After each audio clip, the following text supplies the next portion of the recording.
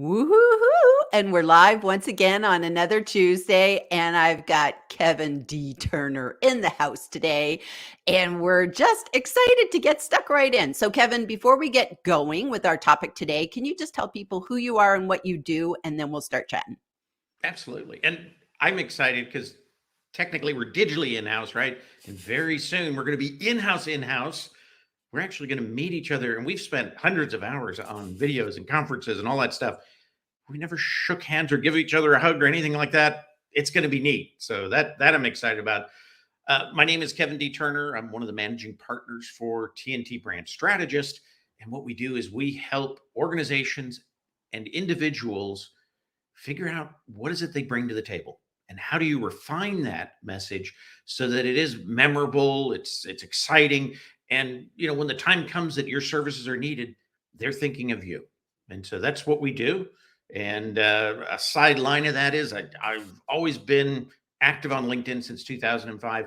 I love LinkedIn, and I love LinkedIn new features, which frustrates many, but I love it. And I found a way to circumvent the 5 ways of rollout by just getting everybody together to share what we know and present that. And that way, if I'm not first, I don't have to wait. I can figure out what it is. So that's my other piece of what I do. And I love it. And it's just kind of my give back to the community. I love that. I love that. And I just saw are we at 64 already? 54, 64? Where are we at? 64 changes. So, I never know whether to call it a update, a new feature, or a change. So I'm just leaving it as changes. And I think a lot of them to me are updates, right? If you add another filter to search, is it a new feature or is it another filter? Is it an update to search? So I'm always debating that. But right now, 64 changes that we know of that we've caught in the wild and shared. So yeah, Love it. exciting. Love it. Love it. Love it. So our topic today is mastering in-person networking strategies for extroverts and introverts. So the first question is, which one of us is which? Who's the extrovert? Who's the introvert? I'm going to wave. I'm the introvert. You're the extrovert. And this is such a fun topic because it's so relevant to, we're going to be both at an event next week. The introvert and the extrovert will be there, as long with our other friends who fall into both categories. And for me, I was confiding in Kevin beforehand. This is my first really, really big event since COVID. Like, I've been to small things like 30 people or something like that. But to have an event this big and to have it across the pond is just kind of like, wow. And I don't think I've ever been somewhere where I knew so many people in advance virtually. I've never had this experience. So, Kevin, you're in the same boat? That to me is the fascinating part, right? Because we've interacted with many of these people for years, thousands of hours of time together. We've done video even, but we've never really met. So there is a difference in real life. I'm really excited, but I'm also a little nervous because, like, what if I forget somebody or I didn't recognize them from their picture on their profile or any of those kind of things. In that sense, it's a little nerve wracking, right? Because we are going in and, out of the 200 plus attendees, we know half of them at least. And the other half probably knows us now. And they're already saying, oh, I can't wait to meet you. I'm like, okay, now I need to figure out who you are. And then that's terrible. But that's kind of the situation we're in. And it is exciting. And I'm going to tell you that I really think you're a hybrid. You're not totally an introvert anymore. I would have given you introvert a couple of years ago. I think you now are morphing into this kind of hybrid, somebody who is feeling through the process of what it is. And I think the better we get at networking, the more we become hybrids. Right? I can see that. Introverts have issues. Extroverts have issues when we network, and it's good to know what they are. And I hope we get to cover a lot of that today, because that's the exciting part, because everybody thinks, oh, extroverts have it so easy. This is great. There are things they do that I do, and I'm working on constantly, that if you change, you become this hybrid, right? You get much more out of the whole process. And that's, I think, really important to know. So there's really the first tip. lean in to the opposite. And I know, like, as an introvert, like, a lot of people think introverts are shy, but in reality, it's about our energy level. And, an extrovert walks into a room full of people and goes, woo, hoo, hoo, they're energized. And an introvert walks in and goes, "Ugh," and it just sucks the very life out of them. And so I know I have a friend who said, well, here's how I survive conferences. I go to the conference, I go to the one or two things I want to see, and then I spend the rest of the time in my room. And I went, I can't do that. I can't do that No. because I have to give a speech. I want to hear the other speakers, and I also want to meet all the people. So I have to kind of like get over my introvert ways of that and lean in and say, okay, there's some extrovert tendencies in me somewhere, but I'll have a great big nap after the conference There you go. to This recharge is my your batteries. Birmingham Marathon, right? You've been practicing, you've been getting ready for this. You're ready. You'll get there. You'll be able to get through it, but then you probably will crater at the end. Just have to sleep for a day. That's okay. But I think Okay. you'll feel the excitement. I know it's there. Well, My problem is I got to turn down the excitement. mm, Not mm, be the loudest one in the room, not be the one that soaks energy out, because then I don't get things from others. And mm, that's one of the things that introverts have an issue with, right? We talk too much. We have to learn when to stop talking, when to listen. But then we also play a role sometimes in getting others talking, mm, right? So we have to cue into them. We have to ask questions that get introverts talking. And mm, then even know when we've got another extrovert, when it's time to kind of clear the floor, right? And give somebody else a chance. Because as we realize this, we have to help them kind of realize it as well. mm, That's one of the biggest issues that introverts have with this. We don't have any issue with the energy getting into the group, right? We don't have that kind of fear, but we have a tendency to run over everybody. And then you leave a networking meeting as an introvert and you go, I didn't really meet anybody, mm. right? And so it can be worse, I think, sometimes than the issue of being an introvert and leaving the room saying the same thing. I didn't really meet anybody, right? Or that loudmouth Kevin. It kept going. So we learn in the process.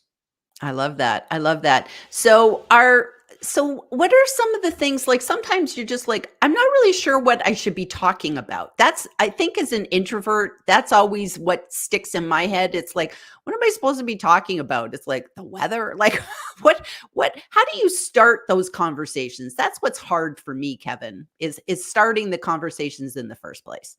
And I think part of this particular group, right?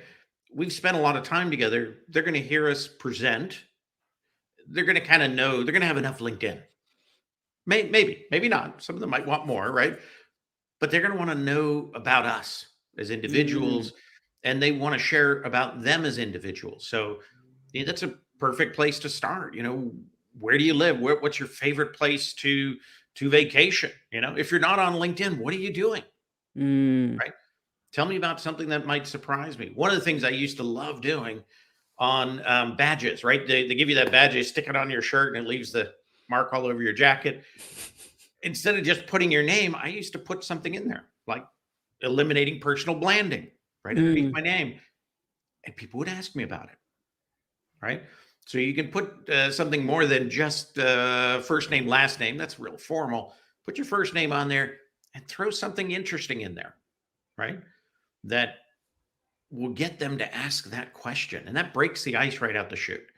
I think most places that I've been to that have thought ahead of time to say, tell us one thing that nobody else would know in the room about you, put it on mm. your badge. It works really well because then Wow. people will ask. I love that, because that usually is a conversation starter. Like, if Mhm. you think about, okay, what are those things that people would say, I didn't know that. Yeah, I It's wouldn't have kind of, guessed. yeah, yeah, that's good. That's good. Okay, so if we weren't just going to a conference And, because there's lots of other ways that you can meet people. Like I was telling you that recently, Michelle B. Griffin came to Las Vegas. Mhm. And so we got together and we had a wonderful afternoon. And that was just such a great testament of meeting somebody in person who we've, spoken in the DMs. We've been on each other's show. Yeah. We've worked together. We've done a lot of stuff together. And when we met, it was just like, I know you. Like there was not even a hesitation. We sat down and it was just like, oh my gosh, where did that 2 hours go? It just Yeah. literally flew. And so meeting people, it's like if you've already developed the rapport virtually, it really feels pretty straightforward to Yeah. transfer. Have you found that, Kevin, that like when you do meet people, it just keeps going? Absolutely. And I always suggest when you are traveling, if you kind of know what that schedule is, if it's very predictable, get on LinkedIn and look, who do I know? I'm going to Atlanta today. Who do I know? I'd see, Rachel, I'd invite her. You want to grab a cup of coffee or breakfast or, something along that line. You always want to do that because it does bring these meetings together. People do go out of their way. I've had people come through Dallas and they say, I'm coming into Dallas, and they'll say Dallas, Fort Worth. And if you drive from one side of Dallas, Fort Worth to the other, it's an hour and a half, not LA kind of hour and a half. This is actually driving at 60 miles an hour, but it's still, you could be one end of the spectrum to the other. I've made those drives. I've made hour drives because somebody's coming to town, right? And you make the extra effort, and it's big because it does change the relationship.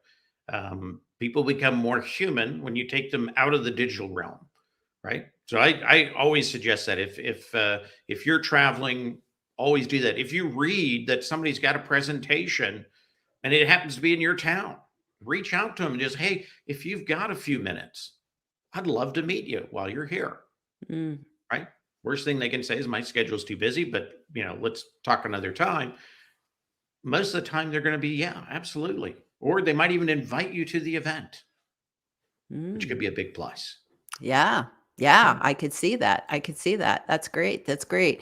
So, I guess maybe one of the questions is how do you think it differs? Like we have our virtual relationships. What's the advantage of meeting somebody in person? How does that actually change our relationships?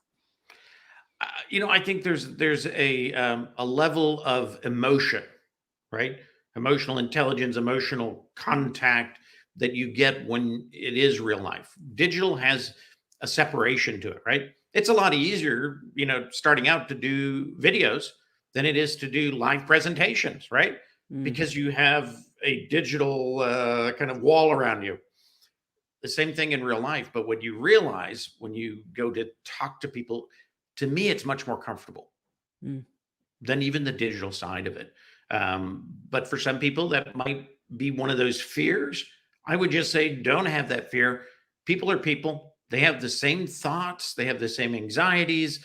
Sometimes the same kind of energies that you'll have, and you'll find people that fit and feel right. And it's neat just to kind of take them out of that digital kind of flat process into real life. So Mm. to me, I'm excited about that. Me too. Me too. Yeah. And my only fear is that time is going to speed up when I'm going to want it to slow down. And I just like I would hate if I could leave Brum because I can't say the name of Birmingham, right? But I'd hate when I leave Brum and I go, oh, I didn't see this person, or I never got a chance to see that person. So it's almost like I want like a dance card where I go, I make sure that like, okay, I've met all these people. If anything, I would love if we could have like a speed And dating. that's something you've got to do when you're doing a meeting like this. You do have to have a plan, right? Who do Mm, you want to meet? And it could be people you've already met that you want to extend the relationship, or it could be people you've never met that you want to build a relationship with. Have your list, right? So that you're getting to those individuals, and then even reach out to them ahead of time to increase that possibility. Hey, I'd love to take 10 minutes of your time at some point. Just want to give you the heads up, so they know you have an expressed interest in meeting with them. That you don't have to set a time, right? Because of this thing over a day, there'll be time to kind of run into each other. but it keeps their eye out for you as well. Mm, And so I think that's really important to have that plan of who you want to meet, and then what do you want to get from that meeting. mm, And for me, I'm not so sure I want to get any more information about LinkedIn. I want to get something about them that I didn't know, right? Something that's interesting, something that I connect to. Um, and that also goes back to how I usually figure out names, right? That, I don't know, this is kind of off subject, but that the visual name game, right? Where you visualize people based on either the environment you meet them in, or how they look, or, something to that effect, where you tie that into remembering the name. And mm. I'm already looking at, how do I take all these great attendants to Uplift Live, right? And start memorizing them through this kind of visual association. So I'm already in that process. I will probably fail miserably at some point. Somebody will say something and I won't get it. So my apologies ahead of time, but I'm trying. I love There's that just so you're many people trying. don't. I Yeah. love that you're trying, and that's Yeah. good. I can see you studying on the plane. Don't talk to Probably me. right. I'm cramming for the If I'm conference. not writing my presentation during the plane ride. I Don't tell love John. it. Shh, shh, shh. Okay, so let's hop over. We've got some friends in the house today. So let's hop All over right. and see if we have some questions or comments for us. So Jeff Young, here's an ESFJ who is ready to learn some new strategies from two LinkedIn mavens, Gillian and Kevin. And you know what? I love this, Jeff, that you have put your 16 personality Myers-Briggs. Kevin, are you the same? Are you the ESF? You're a P, I think. I'm commander.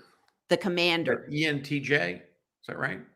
Okay. Yeah. I I think think so. that's right. Yeah. So and I like it's short names as opposed to lots of letters. yes. And I think it's really good that if you can figure out like anybody who's an INFJ, it's like I need to find my INFJs at the conference because we're identical. I'll just make a little sign and everybody will join me in the corner.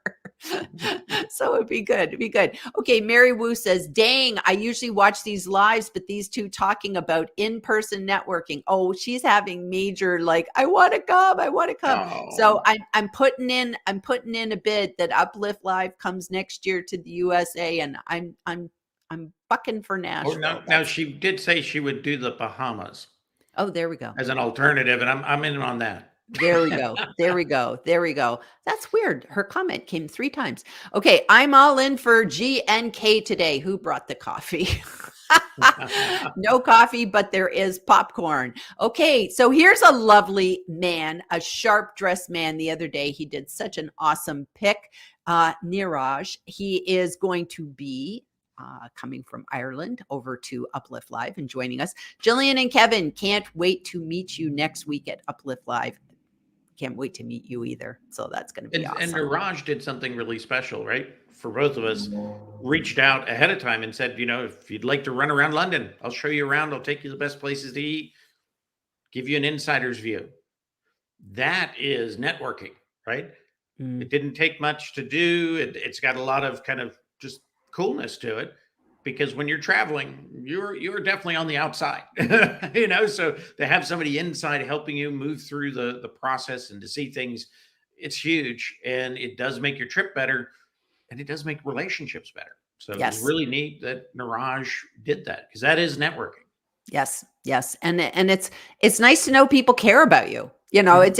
It's that they see this as an opportunity of, okay, you're coming. I want to make sure that I see you, I spend time with you, as opposed to, you know.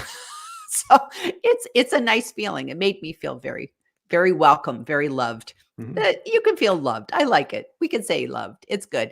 So yeah, another team introvert here. We got a lot of teams. Sadia says she's an introvert. See, all the introverts come out.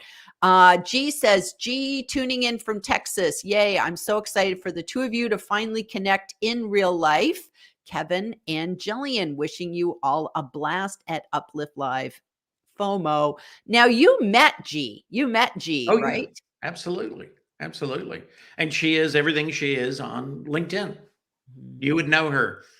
Even if you was across the room, you'd know her. So I love when people are who they are, whether it's digital or in real life. So that's always an exciting thing. I'm kind of interested. I'm going to keep score during this thing. How many people I met that weren't who I thought they were, right? Mm, Not in a negative sense, but they were just very different than what I thought of them on LinkedIn. So it'll be really interesting. And I think some people will surprise me, I'm sure. I might surprise some people, So we have these kind of ways of thinking of things. And sometimes we're not always right. And that's the nice thing about that real life networking, right? Because it kind of sets the record straight in a right. lot of ways. Right, right. And to be honest with you, I'm going to put in a plug for video, whether it's live video or Mhm. recorded video, that the people who I've already, even if they haven't been on my show or anything like that, if I've seen them do video, I immediately have an image now of who they are, and I Okay. will find them quicker. And chances are, if you do video, it's kind of hard to keep faking it on video. You could probably Mhm. do a Mhm. couple and have some, I don't know, some fancy videographer, do all your stuff for you, and you're just always looking perfect. But most of us seem to make real videos, and we go, "Oh yeah, that's the way they talk when they cook," and do Yeah. stuff like Yeah. that. And and so when you meet people after seeing their videos, most people are the same. It's when we've never seen anything beyond the text post that it's Yeah. really hard for us to get a feel for, "Oh, I didn't know you were like that." Absolutely. And you normally have just a profile picture on people who are very text driven, right? You don't really even get other pictures. Some people are just, very matter of fact. I don't share a lot of personal information on LinkedIn, Mhm. but I probably share too much personality, you know. But video helps with that, right? People get a better feel for me. And, that to me is, I guess, one of the coolest dynamics of video Mm. is it does have that kind of authenticity that establishes it's not over polished, it's not over edited, it's not over produced. People get it, right? It's like they're having a conversation with you.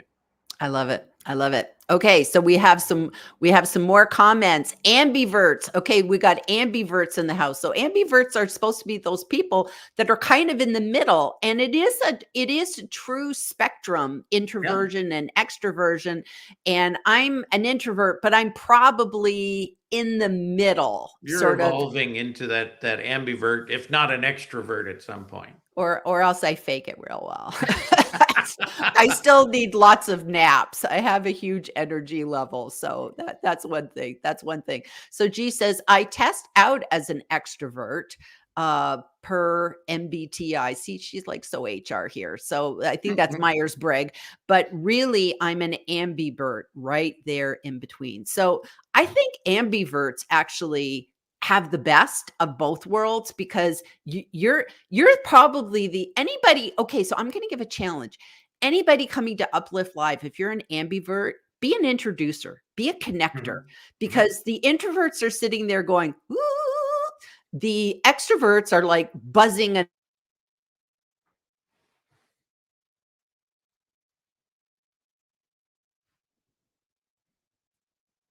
I lose you, Jillian?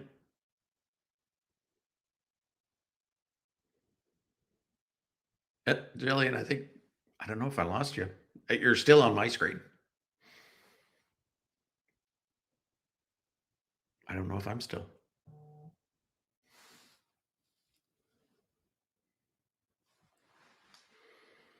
Hey, Jillian. Just like an introvert. Left me here hanging. I don't know if Jillian is there, if she's gone. All I know is I've got a still screen. So I guess I'll keep talking unless Jillian tells me not to. Um, so a couple things that I like to do, while networking is when you get somebody's name, make sure that you're using their name in the conversation. Make sure that they're hearing their name. Dale Carnegie's always had that saying, it was the sweetest sound a person can ever hear, and it's true. So it also helps you kind of remember that name going forward. So I always like that process. Another thing that I think is really important in networking is follow up. You're not just there for that conversation. There are things that you will say, I'll send that to you, or you might be interested in this. Follow up with them, show that you are interested, right? That follow up is a huge difference. Extroverts are really bad at it. Introverts are much better at follow up because they've been listening. So, one of the things that we talked about earlier is some of the challenges with an extrovert is we have a tendency to talk too much. We have a tendency to talk over people. And so we want to dial that back as extroverts. We want to avoid kind of, I guess, overpowering the crowd. So you got to slow down a little bit. You got to ask more questions, right? And listen to the answers. And that's where you're going to be taking note, mental note or otherwise, so that you can follow up. So that's one of those things that I think introverts need to do more of in this situation. Going into any meeting, any kind of networking meeting, you want to have a plan, right? You want to prepare, know who's going to be there, who you want to see, do a little background on them, do some time on LinkedIn, look to see, what they know, how you're connected, those kind of things, what opportunities they might be interested in. So have that plan together, know what you want to get from that individual conversation. Have your target list of people you want to meet because you want to develop the relationship, or people you want to meet because you want to start a relationship. Trying to think what else I can tell you. One of the actually, there's a couple of things that I found that have really helped in live networking meetings. One of them is people have a tendency to wait at the door to grab people when they're coming in. When somebody's coming in or they're trying to get out, they're not looking to network. So what they're looking for is kind of either escape or I need to get comfortable. They usually head to the buffet, the bar, something to that effect. Find yourself somewhere on the exit point of that buffet and bar. Then you'll run into people who are ready to talk, ready to meet. And I think that's a big change in kind of positioning yourself, ready to go. I always bring a phone loaded with a QR code. See if I can even show you. So I have all my contacts. See if you can see that right there. So somebody could scan that. They could get my phone number. They could make a connection right onto LinkedIn. I don't know where Gillian is. So Gillian, are you coming back? Maybe not. This is Gillian's real test for me. So I'm just going to keep going until Gillian gets in here and cuts me off. One little thing that I like to do, and events that do this, I think are smart, is kind of a name tag teaser. So instead of putting your full name on there, maybe your company, put your first name on there and tell me something about you that I might not have known, that I might find of interest. And then when you're getting into groups, people will read those tags really quick. They know the name and they know something unusual about you. It's a real great way to kind of start the conversation going. And I think that's kind of a neat tip. I do it anyway. And so I usually put eliminating personal branding right underneath Kevin. People get it and they ask me about it. So it starts the conversation. I think what else I can tell you.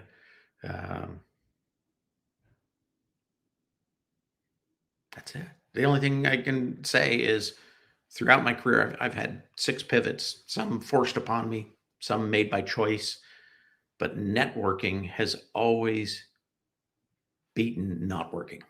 And that's whether you are working or you are unemployed or you're in transition. If you continually network, opportunities will come your way at the right time. And networking is a two-way process. As much as you get out of it, you should be giving back to it. So I know we've kind of hit the 30 minutes. I'm not sure where Gillian is or if I'm the one missing, but either way, I think that's probably the end of today. Thank you very much. And hope to see Gillian again. Take care. Bye-bye. Okay, so that was weird. Looks like I've lost Kevin. I have no idea what was going on today with I don't know if the internet crashed or what it was. But anyways, I'm back. Sorry about that, everybody. Sorry I lost Kevin. So stuff happens on a live. So this is kind of what happens. Thank you, everybody, for being here today. And I do apologize. I'm not sure if StreamYard went down. My Wi-Fi went down. Had to scramble to a whole other computer. So it was a bit crazy. So anyways, we'll see you all next time.